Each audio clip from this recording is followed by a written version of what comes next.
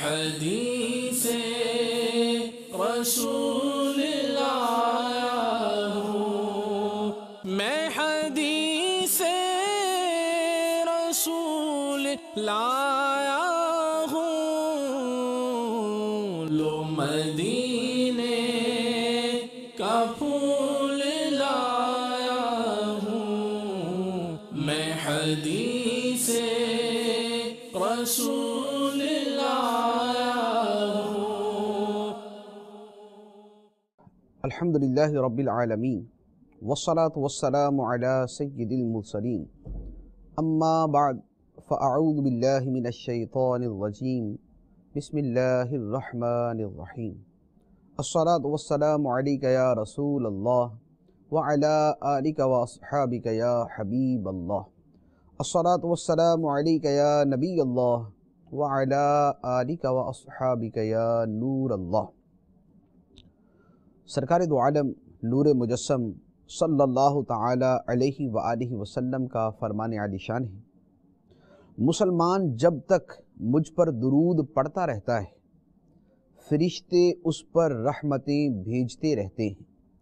اب بندے کی مرضی ہے کم پڑے یا زیادہ۔ صلو علی الحبیب صلی اللہ تعالی علی محمد صلی اللہ علیہ وسلم۔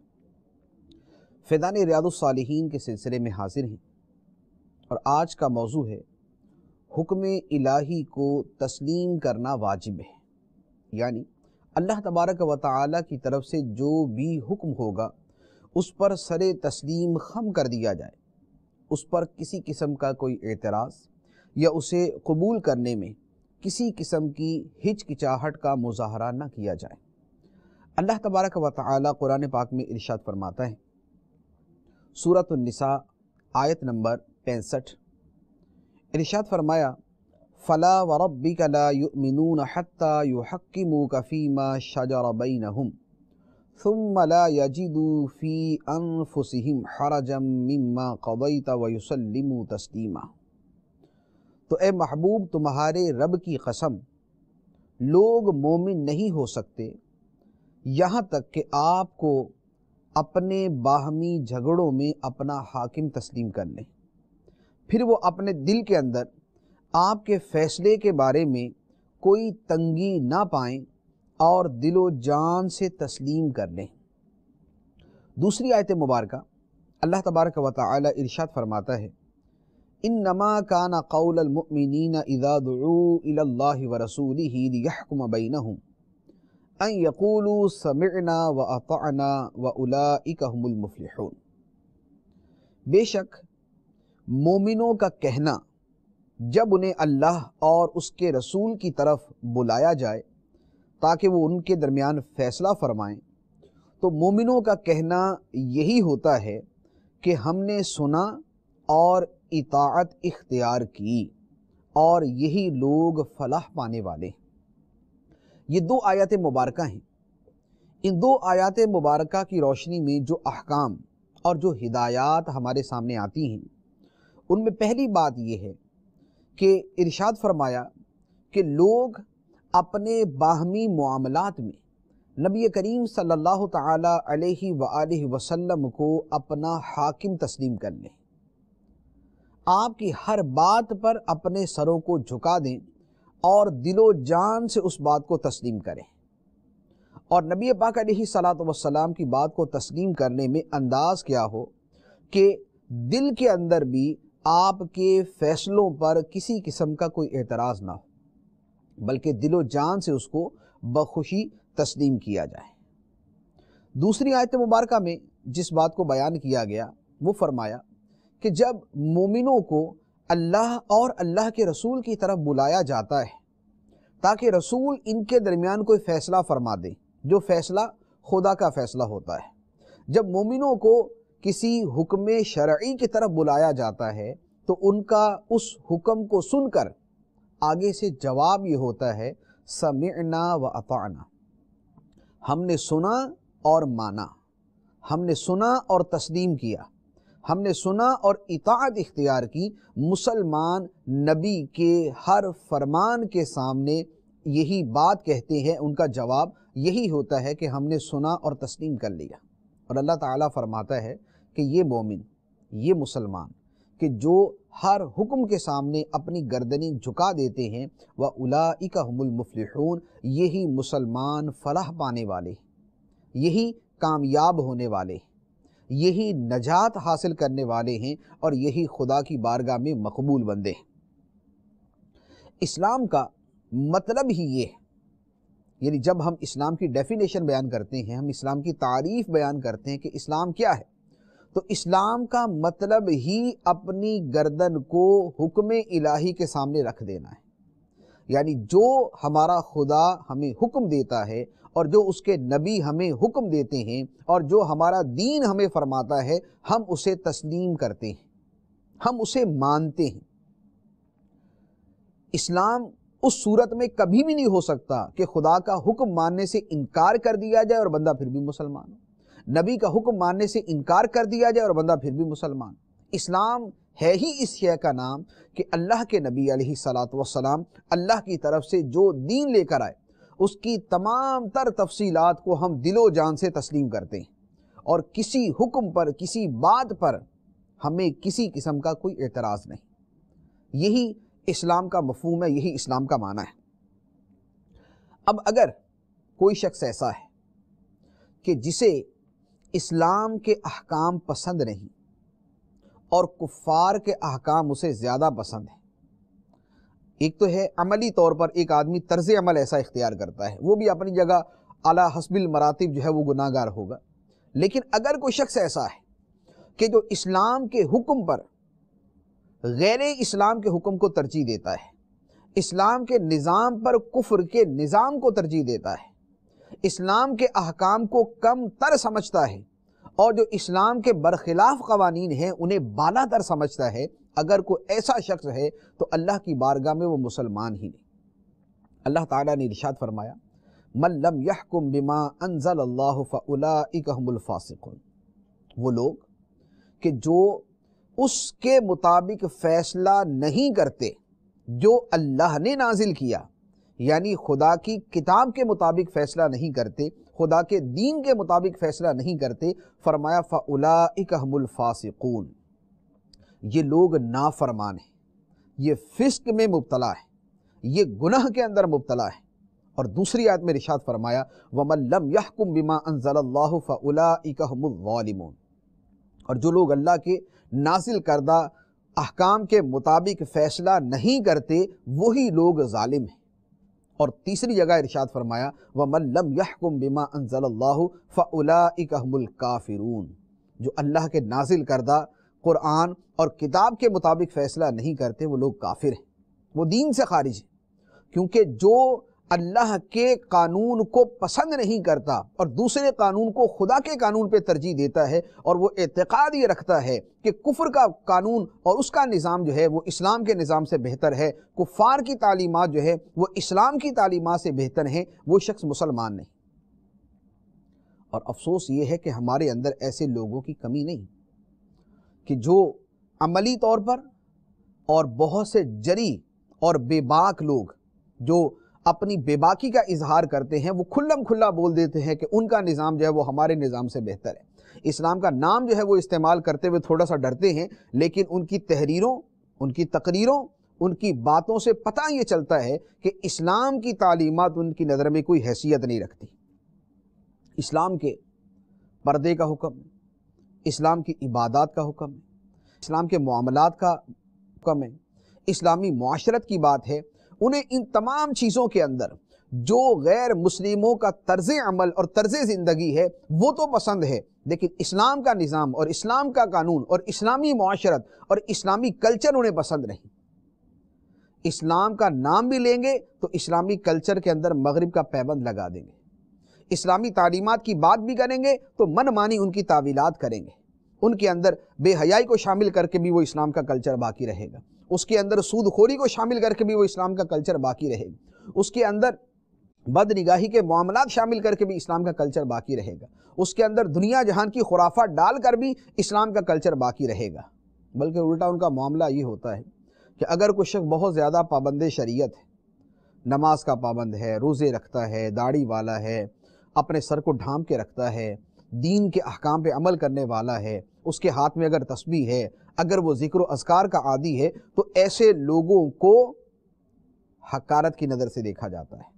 یہ جو ان کو حقارت کی نظر سے دیکھنے والے، خواہ وہ لبرلزم کے نام پہ دیکھتے ہیں، یا وہ روشن خیالی کے نام پر دیکھتے ہیں، یا وہ آزاد خیالی کے نام پر دیکھتے ہیں، تو یہ کون سا لبرلزم یا کون سی آزاد خیالی یا کون سی روشن خیالی ہے کہ جو اسلام پر عمل کرنے والے کو دقیانوسی سمجھتی ہے،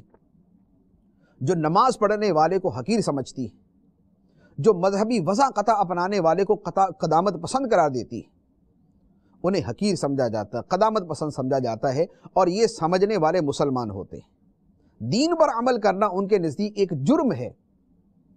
اور آزاد روی اور آزاد روش کو اختیار کرنا اور بے دینوں کے طریقوں پر چلنا اور کفار کی نقل کرنا اور ان کے کلچر کے اندر ڈوب جانا اور ان کی تہذیب کو اختیار کرنا جو ہے، یہ ان کے نزدیک زندگی گزارنے کا صحیح طریقہ ہے۔ حالانکہ مسلمان کا یہ طریقہ تو نہیں۔ مسلمان کے بارے میں تو اللہ تبارک و تعالی نے وہی فرمایا کہ مسلمان کو جب اللہ اور اس کے رسول کی طرف بلایا جاتا ہے تو وہ کہتے ہیں سمعنا و اطعنا، ہم نے سنا اور مانا، ہم نے سنا اور تسلیم کیا۔ اسلام کے احکام پر ان کو اعتراض نہیں ہوتا، اسلام کا حکم سامنے آنے کے بعد وہ چوں چرا نہیں کرتے، آگے سے ہیلے بہانے نہیں کرتے، آگے سے تعویلات شروع نہیں کر دیتے، آگے سے اس کا مقابلہ شروع نہیں کر دیتے، آگے سے اس کے اوپر تنقید کرنا شروع نہیں کر دیتے۔ اور پھر بہت سارے ایسے لوگ ہیں کہ جن کا اصل اعتراض تو اسلام پر ہے، جن کو اسلامی تعلیمات پر ہی اعتراض ہوتا ہے، اسلام کے پردے پر ہی اعتراض ہوتا ہے، اسلام کے سود کے خلاف فرامین پر ہی اعتراض ہوتا ہے، اسلامی معاشرت پر ہی اعتراض ہوتا ہے، اسلامی وضع قطع پر ہی اعتراض ہوتا ہے، اسلام نے جو آداب اور مینرز بتائے ہیں انہی کے اوپر اعتراض ہوتا ہے۔ لیکن چونکہ کھل کر اسلام کا نام نہیں لے سکتے تو اب اسے کبھی بول دیں گے کہ ہم قبائلی اسلام کو پسند نہیں کرتے، کبھی بولیں گے ہم جو ہے وہ زمانہ قدیم کے اسلام کو پسند نہیں کرتے، کبھی بول دیں گے کہ ہم جو ہے وہ اس شدت پسندی کے اسلام کو قبول نہیں کرتے۔ اگر کچھ واقعی وہ چیزیں ہوں کہ جو انتہا پسندی کے ساتھ تعلق رکھتی ہوں وہ اپنی جگہ، لیکن یہاں پر تو دین کے اور اسلام کے ہر عمل کو کوئی نہ کوئی برا نام دے کر اور اس کے خلاف کو کوئی اچھا نام دے کر یہاں تو ترغیب دی جاتی ہے، یہاں تو اسلام پر ہی اعتراض کیا جاتا ہے، اگرچہ اسلام کا نام نہیں لیا جاتا، اس کے ساتھ کوئی سابقہ ملا دیا، کوئی لاحقہ ملا دیا، آگے پیچھے کسی لفظ کو جوڑ دیا اور اسلام پر ہی اعتراض کیا جاتا ہے۔ اگر کوئی یہ بات کر دے کہ ہمارے ملک کے اندر اسلام کا قانون ہونا چاہیے، اسی کے اوپر اعتراض شروع ہو جاتا ہے۔ یہ مسلمان کہلانے والے ہیں جو کہتے ہیں کہ نہیں ہمیں سیکولر ہونا چاہیے، یہ اسلام کا نام لینے والے ہیں کہ جن کو کبھی زندگی میں قرآن پڑھنے کی توفیق نہیں ہوتی لیکن قرآن کے اوپر تبصرے کر رہے ہوتے ہیں، یہ اسلام کے نام لیوا ہوتے ہیں کہ جنہوں نے کبھی نبی پاک علیہ الصلوۃ والسلام کی احادیث کو پڑھا نہیں ہوتا لیکن تبصرے حدیث کے اوپر کر رہے ہوتے ہیں، جنہوں نے دین کا علم حاصل نہیں کیا ہوتا لیکن اسی دین کے اوپر اسی دین کو تختہ مشق بنا کے بیٹھے ہوتے ہیں، اسی دین کے اوپر تجزیے کر رہے ہوتے ہیں، اسلام کی تعلیمات کا نام و نشان نہیں، 2 آیتیں پڑھ لی اور ان کو پورے دین کے اوپر جو ہے منطبق کرتے رہتے ہیں۔ خدمت انسانیت کے نام پر انسانیت کی خدمت ہونی چاہیے، لوگوں کے حقوق ادا ہونے چاہیے، صرف یہ 2 نام لے لینا تو کافی نہیں۔ یہ تو ہر مسلمان کہتا ہے، یہ تو ہر مسلمان کہتا ہے کہ دوسروں کے حقوق کا خیال کرنا چاہیے، اپنے ملنے والوں کے ساتھ پیار محبت سے ملنا چاہیے، پڑوسیوں کے حقوق کا خیال کرنا چاہیے، ماں باپ کے حقوق کا خیال کرنا چاہیے، بیوی بچوں کے حقوق کا خیال کرنا چاہیے، ان کی تربیت کرنی چاہیے، ظلم سے بچنا چاہیے، حق تلفی سے بچنا چاہیے، ایذا دینے سے بچنا چاہیے، لوگوں کو سہولیات جس قدر پہنچائی جا سکتی ہو اتنی پہنچانی چاہیے، تو ہر کوئی کہتا ہے۔ لیکن بات یہ ہے کہ کیا صرف اس خدمت انسانیت کا نام لے کر کیا نماز کا مذاق اڑانے کی اجازت ہوگی؟ کیا اسی خدمت انسانیت کا نام لے کر روزوں کا مذاق اڑانے کی اجازت ہوگی؟ کیا اسی خدمت انسانیت کا نام لے کر اور اسی حقوق العباد کا نام لے کر حج کا مذاق اڑانے کی اجازت ہوگی؟ کیا اسی طرح کی باتوں کو لے کر مذہبی وضع قطع کا مذاق اڑانے کی اجازت ہوگی؟ ایسا نہیں ہو سکتا، مسلمان ایسا نہیں کر سکتا، مسلمان اس حلیے کا کبھی مذاق نہیں اڑا سکتا جو حلیہ اس کے پیارے نبی صلی اللہ تعالیٰ علیہ وآلہ وسلم سے چلتا آ رہا ہے۔ داڑھی کی وجہ سے اعتراض ہے، داڑھی تو ہمارے نبی نے رکھی تھی، یہ تو ہمارے آقا صلی اللہ علیہ وآلہ وسلم کی سنت مبارکہ ہے، یہ تو صحابہ کرام رضی اللہ تعالیٰ عنہم کا طریقہ ہے، یہ تو سلف صالحین کا طریقہ چلتا آ رہا ہے، تو کیا اب اسی داڑھی کی بنا پر اعتراض کیا جائے گا؟ کیا اب اس داڑھی ہی کا مذاق اڑایا جائے گا؟ یہ کیسا مسلمان ہے جو اپنے نبی علیہ الصلوۃ والسلام کی اس داڑھی کی سنت کی پیروی کرنے پر دوسرے کا مذاق اڑاتا ہے؟ یہ کیسا مسلمان ہے؟ پردہ جو ہے یہ تو قرآن نے فرمایا، پردہ تو صحابیات کیا کرتی تھی، پردے کا طریقہ تو شروع سے چلتا آ رہا ہے۔ اب یہ کیسے مسلمان ہے کہ جو اسی پردے کا کبھی قبائلی کا نام لے کے مذاق اڑاتا ہے، کبھی اس کا دقیانوسیت کا نام لے کر مذاق اڑاتا ہے، کبھی اس کے اوپر جو ہے کسی دوسرا نام استعمال کر کے اس کا مذاق اڑاتا ہے، اسی پردے کو آزادی کا دشمن قرار دیتا ہے جو اسی کے نبی علیہ الصلوۃ والسلام کی صحابیات نے اختیار کیا۔ اور اس طرح اسلام کی کتنی تعلیمات ہیں کہ جن کا یوں ہی مختلف ہیلے بہانوں سے اور مختلف ناموں کے ساتھ مذاق اڑایا جاتا ہے، اور اسے آزاد خیالی اور روشن خیالی اور ماڈرنزم اور جدیدیت اور نہ جانے کیا کیا کے خوبصورت نام دیے جاتے ہیں۔ تو نام بدل جانے سے حقیقت تو نہیں بدل جاتی۔ اسلام پر ہی اگر اعتراض ہے تو آپ نام جتنا مرضی بدل دیں، اندر کا بغض اور اندر کا کینہ اور دل کے اندر جو اسلام کے بارے میں جلن ہے وہ بہرحال مختلف ناموں کی وجہ سے چھپ نہیں سکتی، وہ ظاہر ہو کے رہتی ہے۔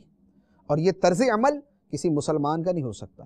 یہ طرز عمل کسی کلمہ گو کا نہیں ہو سکتا، یہ طرز عمل اس کا نہیں ہو سکتا جس کے دل کے اندر اسلام موجود ہے۔ جس کے دل کے اندر اسلام ہوگا، اللہ تبارک و تعالیٰ فرماتا ہے اس کا طریقہ یہ ہے، انما کان قول المؤمنین اذا دعوا الی اللہ ورسولہ لیحکم بینہم ان یقولوا سمعنا واطعنا واولئک هم المفلحون،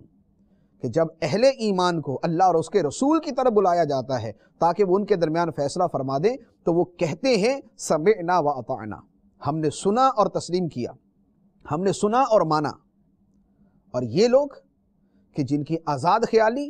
اور جن کا روشن خیالی کا نام لینا اور جن کا ماڈرنزم کا نام لینا اس حال کو پہنچا ہوا کہ اگر کبھی قرآن کا کوئی حوالہ پیش کر دیا جائے تو بیچارے شرمندہ سے محسوس کرتے ہیں،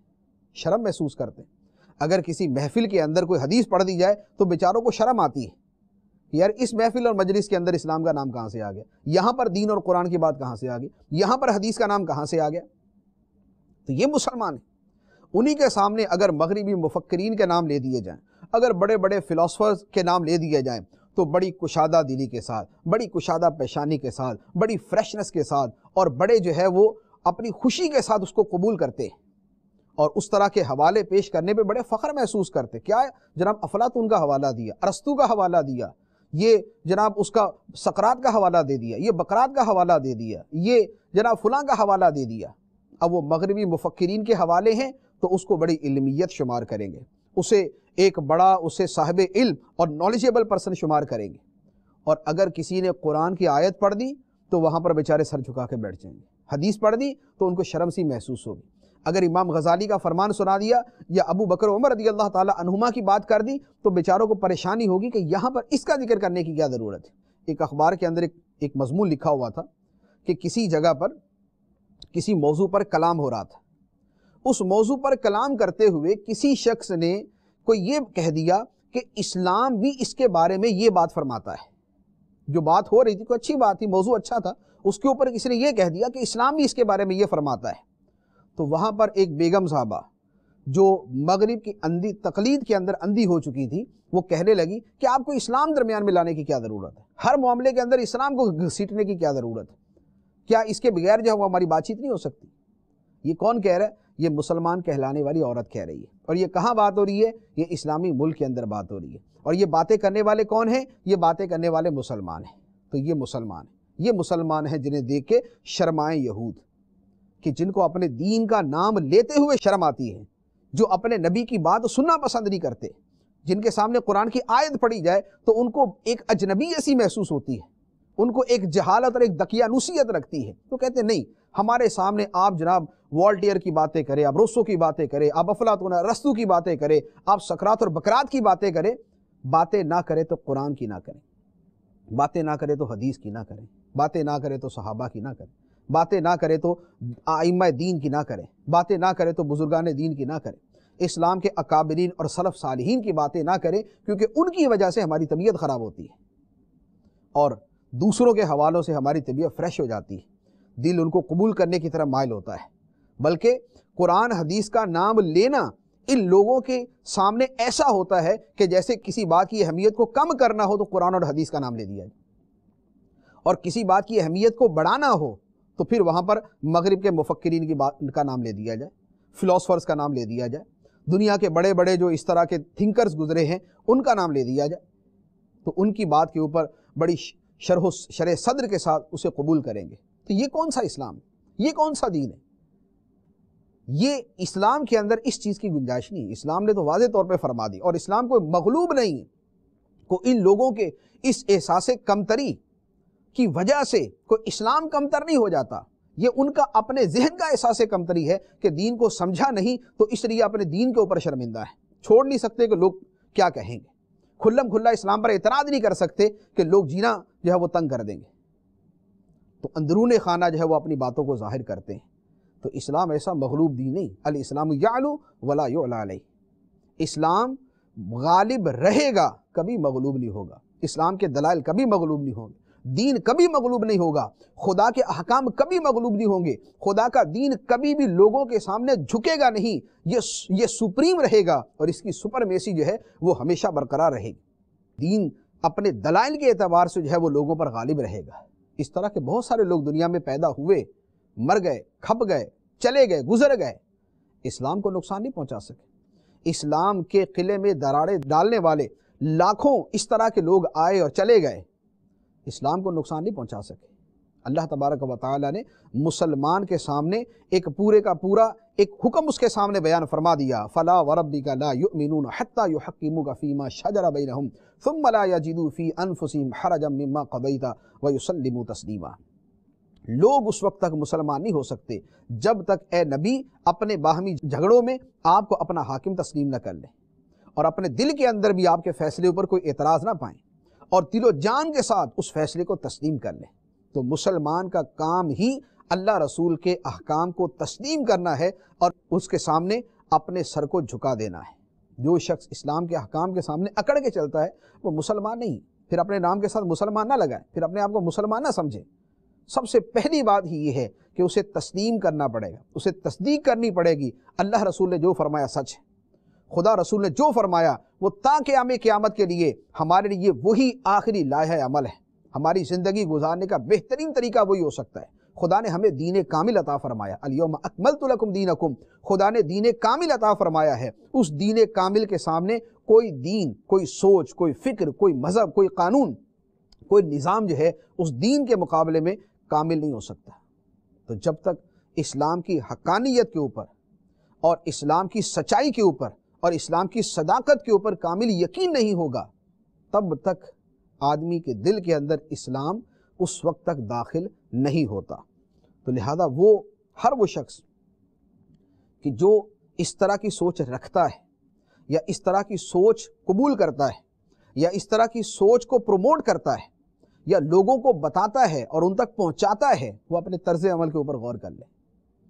کہ یہ اس طرح کے نام استعمال کر لینے سے, لبرلزم کا نام, روشن خیالی کا نام, آزاد خیالی کا نام, ماڈرنزم کا نام, جدیدیت کا نام, یہ اس طرح کے نام استعمال کر کے جدید دور ہے, جدید سوچیں چاہیے, پھر اس طرح کا نام لینے والے جو ہے وہ دین کا نام لینا چھوڑ دیں, وہ دین کا حلیہ بگاڑ کر جو ہے وہ اپنی سوچوں کو پیش کرنے کی کوشش نہ کریں.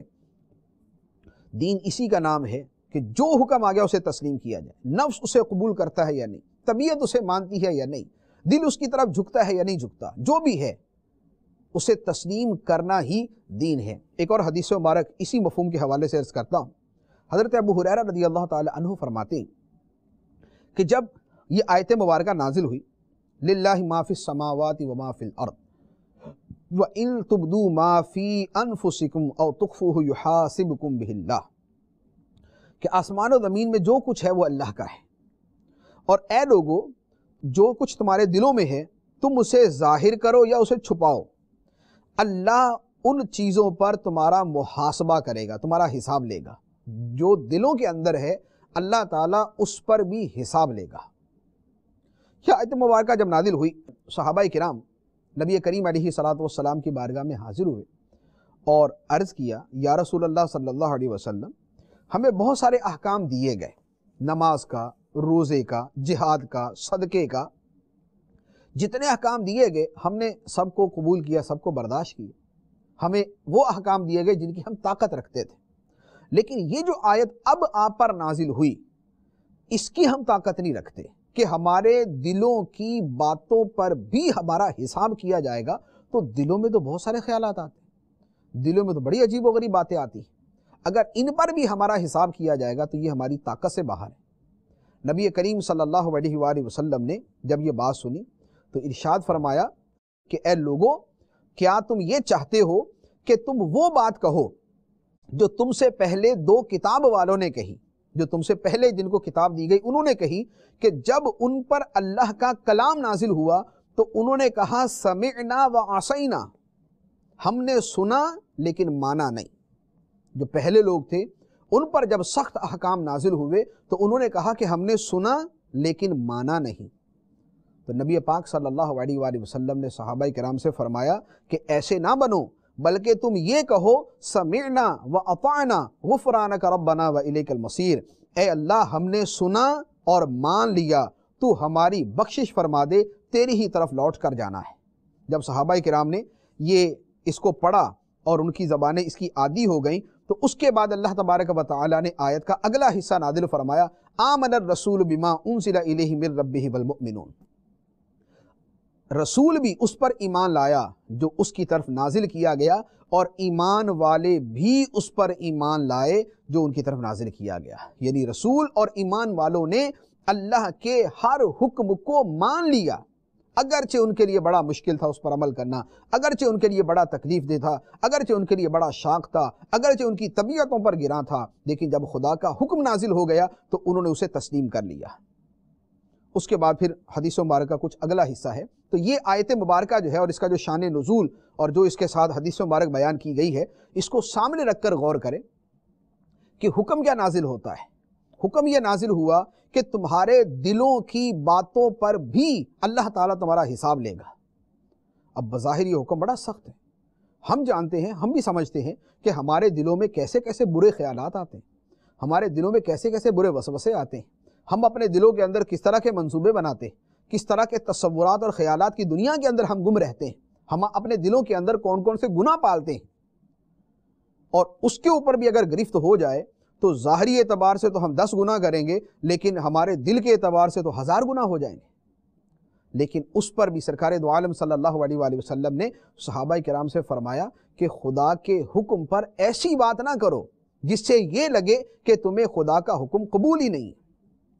یہ نہ ہو سمعنا و عصینا کہ اے اللہ ہم نے سن تو لیا لیکن مانا نہیں، بلکہ تمہارا طرز عمل یہ ہونا چاہیے کہ خدا کے حکم کے سامنے تم یہ کہو کہ اے اللہ ہم نے سنا اور ہم نے اطاعت اختیار کی،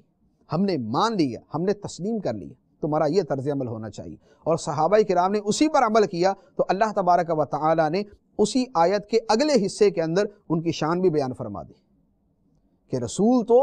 اللہ کی نازل کردہ ہر بات پر ایمان رکھتا ہی ہے۔ جو رسول کے ساتھ اہل ایمان تھے، جو صاحب ایمان تھے، وہ بھی اس کے اوپر ایمان رکھتے ہیں، اور یہ سب کہتے ہیں کل آمن باللہ و ملائکتہ و کتبہ و رسلہ لا نفرق بین احد من رسلہ وقالوا سمعنا و اطعنا غفرانک ربنا و الیک المصیر۔ وہ اللہ کے حکم کو تسلیم کرتے ہیں اور اپنی کمزوری کو بھی جانتے ہیں کہ ہمیں یہ طاقت نہیں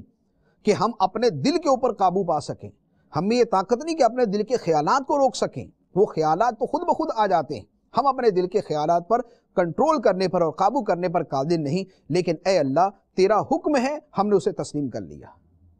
لیکن چونکہ ہم کمزور ہیں، ناتوان ہیں، ہم سے فروگزاشتیں ہوں گی، ہم سے غلطیاں ہوں گی، ہم سے کوتاہیاں ہوں گی، ہمارے دل میں بہت سی باتیں آئیں گی،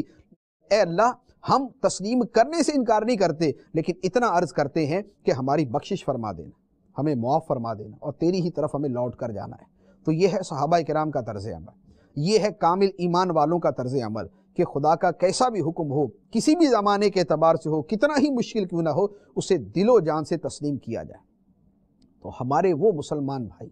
جو آپس کی گفتگو کے اندر کبھی کسی موضوع پہ بات ہو رہی ہوتی ہے تو اب حکم وہ اسلام کا ہے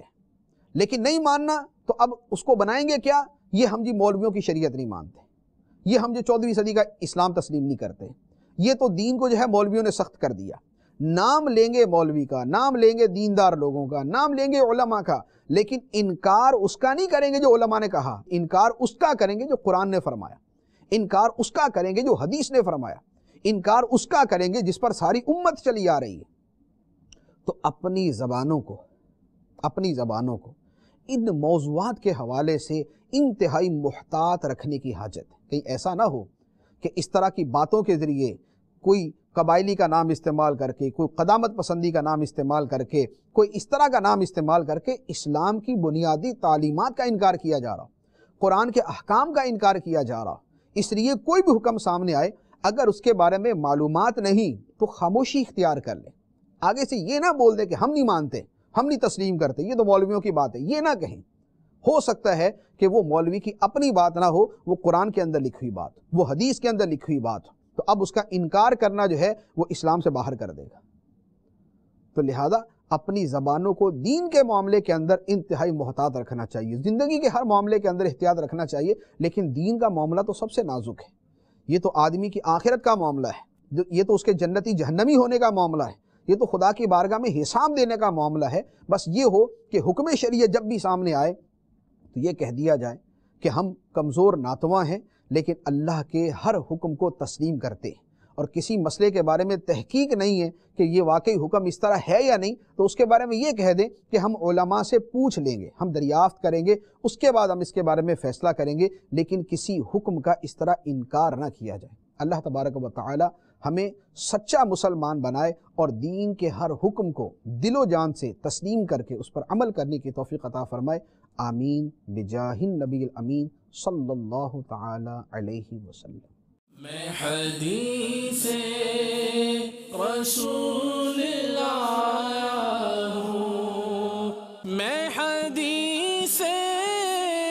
رسول لایا ہوں، لو مدینہ